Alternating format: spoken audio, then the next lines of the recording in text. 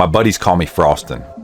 I was a big bass guide in the Blue Ridge Mountains of western North Carolina, upstate South Carolina, and North Georgia for over a decade.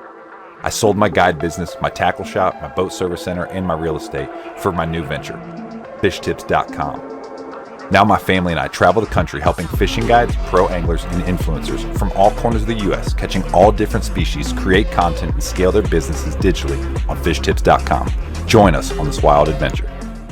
All right, what is going on, everybody? Welcome back to the channel. I'm really excited about today's video for multiple reasons. I have a ton of people reach out about this subject.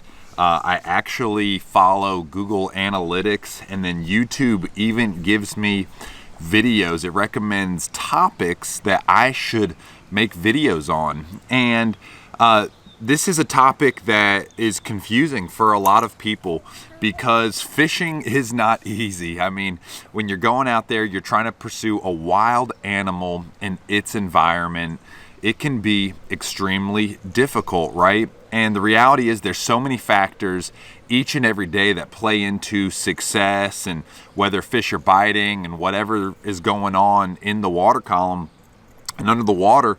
It's just overwhelming. It's intimidating, you know? So I wanted to make this video today to really educate people, and really my method, and I consider myself a pretty good angler. I was a professional guide for over a decade. I travel the country now with my family and fish, and so far everywhere we've been, I've had really good success. I've caught them really good. And I believe in the KISS method. Keep it simple, stupid, all right? So when I think about saltwater fishing, when I think about freshwater fishing, when I think about fishing in rivers, when I think about literally fisheries across the country, and I'm sure this is the case across the world, when you think about nature and you think about predators and you think about prey, you think about predatorial fish, you think about predatorial bait fish, whatever it is, nature operates in camouflage, all right? So when you think about that, from a fisherman's perspective, when I look down in the water, things are going to be camouflaged from above. And then if I'm looking up in the water, things are going to be camouflaged from below. So when I'm looking down in the water, this is why fish have dark backs. This is why when you catch a fish and you're holding it, they all mostly have a dark back, whether it's olive green, maybe darkish olive brown, maybe like dark black even, maybe dark blue, a bluish back, a royal navy blue back. And then when you look at them from below, they have pearl or white or very shiny. So if you think about bait fish species, all right, let's just look at saltwater right here. This is a ballyhoo. So ballyhoo, they've got the little point on their nose. Look at it. They have a dark back, a dark bluish back, and a pearl belly. All right, this is an alewife. Okay, alewife, same thing. It's got a dark bluish back. I've seen them with the greenish back and a pearly white belly. And alewife are both freshwater bait fish and saltwater bait fish. I don't know the term for that, and it's not ambidextrous, ambisaltrious. I don't know.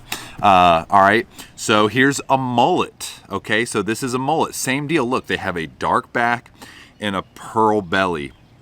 A cigar minnow. Same deal. Are you seeing a pattern here? They all have darker backs and a pearl belly. Now let's look at some freshwater species. This is a gizzard shad. Darkish brown back, pearl belly. Threadfin shad. Threadfin shad. Dark back, pearl belly. Blueback herring. American shad. Those are both, I guess those are saltwater too. Herring and American shad can both be in saltwater and freshwater. But if you notice all of those bait fish right here, all of the bait fish have multiple colors, right? But it's a dark back and a pearl belly. So when I think about what is just across the board the best colored lures for saltwater fishing, for freshwater fishing, obviously, I'm a sport fisherman. I think I'm talking mostly to sport fishermen. But the number one color to use is something with a dark back and a pearlish belly. This is a glide bait. Looks like a gizzard shad. It's got a dark back, pearl belly. This is a jerkbait right here. Dark back, chartreuse. If you saw, a lot of those fish did have some chartreuse in their sides, but dark back, a little bit of chartreuse stripe, and a silvery pearl belly. Let's look at this bait. You know, dark back, silvery pearl belly. It is really hard to go wrong across the board if you have a bait with a dark purplish, green, blue. A lot of different bait fish, once again, they think about camouflage. They're like chameleons. They take on the color of the water. So a lot of times they want to blend in with their surroundings. They want to blend in with the water. So if you're fishing dark brown water, the bait fish, the shad, probably going to have very nice dark brown backs. On Lake Lanier, one of my favorite lakes of all time, it's the prettiest green you've ever seen.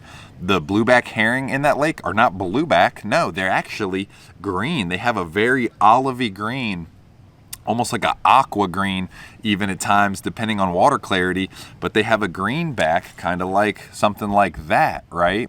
So a lot of times those bait fish will take on the color of the water in terms of camouflage on their back. And then once again, if you think about it from below, if a fish is looking up, it's bright, there's a lot of clouds. You know, if you look at the clouds, it's the color of a bait fish's tummy, side, back, or belly, everything. It's that pearly, maybe even pearly blue, you know, iridescence, you know, all of those things are in a bait fish's color.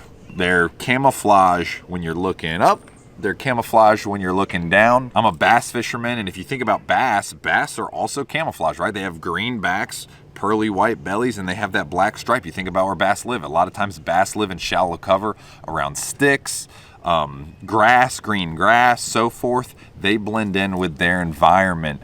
So, you know, if you're confused, if you're stumped, you're like, man, I don't know what color lure to use. I promise it's really hard to go wrong with your whites and pearls. A white and pearl bait, because a majority of the fish, once again, the majority of their body is white and pearl, and then they just have that darker back. Because think about this too, they're being preyed on by birds of the air, pelicans, ospreys, eagles, seagulls, every kind of little predatory fish that eats bait fish. So they're always trying to blend in from the top, and then they're obviously from below where the big uns are lurking, coming up to eat them. They're trying to blend in. It'd be a rough life to be a bait fish. I always tell people, I don't believe in reincarnation. I'm a Christian, but I always tell people, if you do believe in reincarnation, how crummy of a life did you live where you ended up a bait fish? Because that'd be pretty much just paranoid running for your life 100% of the time. But you know, the only time I think you could get away with other colors, and not say the only time, you know, there's obviously different bait fish species that live, you know, whether you're shallow in saltwater in the mangroves or up shallow around cover, you're bass fishing up shallow, and there's residential brim and panfish species. The same thing, you know, it's the same in saltwater, it's the same in freshwater. There's bait fish up there that live in those, and those fish tend to have a lot of greens in them, darker colors, purples and stuff. I think about like bluegill or brim specifically in freshwater. They can have a little bit of chartreuse tails and whatnot, but for the most part they're really dark and kind of blend in with their surroundings. But bait fish is a majority of what predatory fish are feeding on, right? You know, your shads, your herring, these big schools of bait fish. So that's it. But what I was going to say is sometimes you can get away if they are just so active and there's so many bait fish around. A lot of times you can get away with just an off the wall color, like throwing a really bright pink, really bright yellow chartreuse color.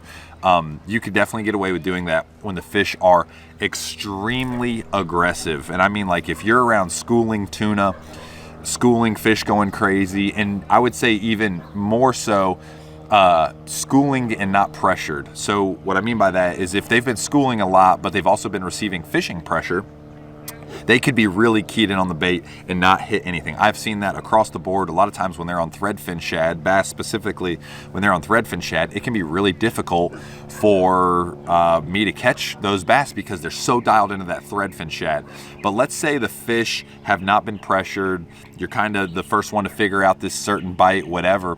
A lot of times, if they're just blowing up and going crazy on threadfin, you can throw a different color bait and they'll key on that, and you can catch a lot of fish because it looks drastically different compared to all the bait fish they're feeding on. They're just aggressive, they're feeding on anything hitting the water, and it's super easy for them to key on a bright color like a pink or a yellow, a chartreuse, something that just looks crazy off the wall. They can strike that.